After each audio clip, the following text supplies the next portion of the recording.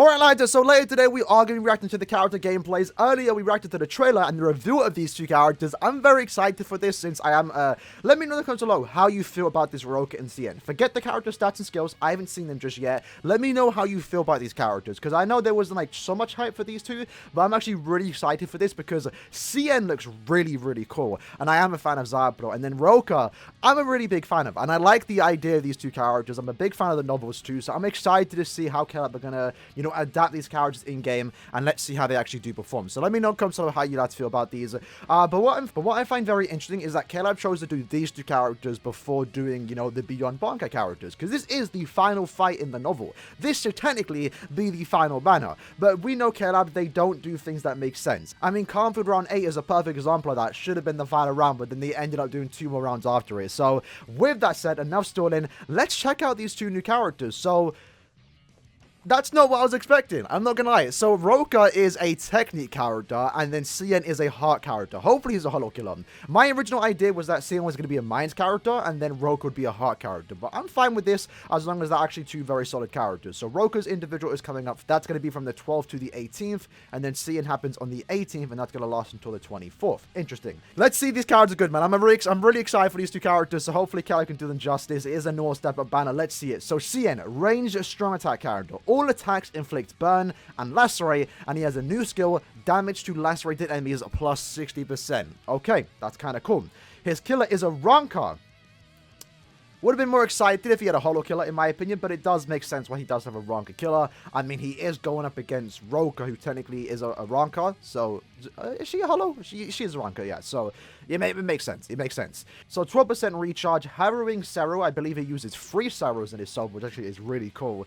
Sprinter +1. He does have Sharpshooter, so we're definitely going to see some powerful characters here. I have hope that Caleb here are going to make these two very powerful. So Immolator and Lacerator, so very similar to Ichigo, for example, where every 5 seconds he's going to have a 12% chance to inflict a status ailment per enemy, which is absolutely crazy. It means you can easily kind of keep the SP boost active, assuming he's going to have the SP boost. I think he is, though, because he has this. In this case, though, he has Immolator and Lacerator, because, again, he does inflict burn and also lacerate. So looking at his skills, he has a 20% Havoc, Bruiser plus 20%, Berserker plus 40, Frenzy plus 1, Devastation 40, 2-second Debilitator, more damage to lacerated enemies, more damage to burning enemies, Super Mind Linksword character, and also increased Dazzlement chance against mind attribute enemies. Okay, so that's good. That's good. In Arena, he does pick up Poise and also an extra 90 SP. So no Dazzlement, unfortunately. No Dazzlement boost. I really thought he would get that, but I'm fine with it. He's actually, from the looks of it, he is powerful. Again, his strong attacks is definitely going to make or break this character, in my opinion. But what we have here is a very, not even, I guess he's a hard-hitting character. I mean, 40% Berserker is on the lower side, but when he does inflict a statism, which he can easily do, he does have the increased chance of inflicting a statism, and he does have that 40 extra % on burning enemies and 60 extra % damage on lacerated enemies. So essentially, when you do inflict a statism, that's extra 100% damage, which is kind of crazy. And the increased chance paired with the fact that he has, that Immolator and Lacerator is actually really powerful for Inheritance Trials, where you want to use this character, because he does come with the Super Mind Linksword skill. I kind of expected more. Again, his strong attacks could be very good. That's like, he's not a bad character, right? We have to see how it is, but I feel like they kind of just made him an IT character, a super pot character, which isn't bad. Keep that in mind. I mean, who is the super laser character? It's Nini. So we have now another character, and I'm kind of bored of Nini, not gonna lie. She does have Soriba and also no affiliation killer, so sometimes when, she doesn't have killer, for example, in Inheritance Trials, you don't even want to use her, because while she is good, when you don't have killer, it's not that fun. In this case, CIEN isn't a run killer, so he definitely does fit in right there. You can use both at different times, but thus far, I feel like his biggest problem right now is just a somewhat low damage output when you're not inflicting status ailments. But when you do inflict status ailments, best believe you are going to be hitting very hard, which I'm fine with. Next up, though, we have ROKA. Hopefully, she's an SP character. I'd be really disappointed if she turned out to be an ad character. She's a strong attack character, great. So all attacks inflict weakening, that's really good. And she has a special move, Automatic Revival. Makes sense, it makes perfect sense. So she has Holo Killer. So she's competing with Retsu. That's kind of unfortunate, at least for me. I do have a max transcendent Retsu, but it doesn't matter. Special with a smell, Roku restores Mugetsu using the Threads of Negation and unleashes a slashing attack from a pitch black blade that causes immense damage, inflicts weakening, and also can automatically revive your teammates. That's great. So Soul Trait is strong attack recharge, innate skills long stride, makes sense. She should have attacks that resemble some of the past Arankas, and I think one of them was Zamari Sonido, if I said that right, which is his flash steps. So it makes perfect sense why they've given her long stride. She has a team party heal that's actually really good, and when you're at full stamina, she does have increased strong attack damage plus 40%. That's very good. Similar to Kenpachi, that's going to be really, really powerful, especially if she has any other extra skills that increase her strong attack damage, which we can see here. Wow.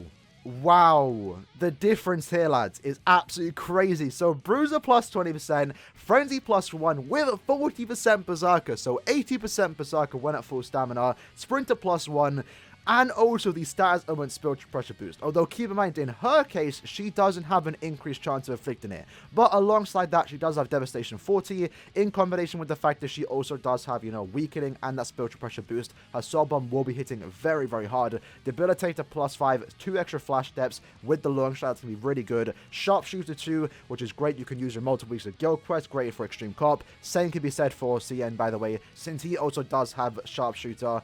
And then you also have shared status immunity. So that's really powerful. 80% Berserker with the spiritual pressure boost, complete status immunity, Sprinter plus 2, long stride, and Sharpshooter.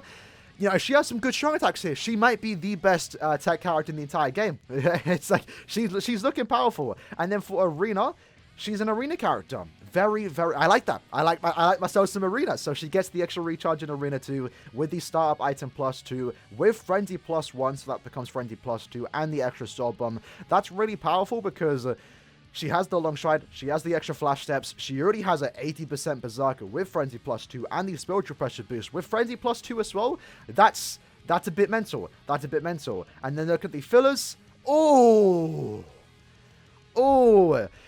That's very good. So as expected, Kisuke and Shinji are in this banner. That makes the banner really, really good. Essentially, you have 4 great characters here. Alongside that, you have some decent Carfield characters with, you know, round 5, I believe, or round 6, which is Shinji, Grimmjow, and also Loopy. And then you have these characters. I think the Carfield fillers are kind of just meh, in my opinion. But the main point here is that you have 4 characters, really good characters to go for that are still relevant. In my opinion, because of those 2 characters being here now, I'm going to actually end up doing all steps in this banner, all 25 steps, because I think it's worth it. So before we even look at the strong attacks here, which we will check out on Reddit on BBS Simulator, thus far, my impression, I think ROKA is more hype, which I'm kind of excited for because I do prefer ROKA of the 2. I'm not gonna lie, I do prefer ROKA. I'm more of a fan of her.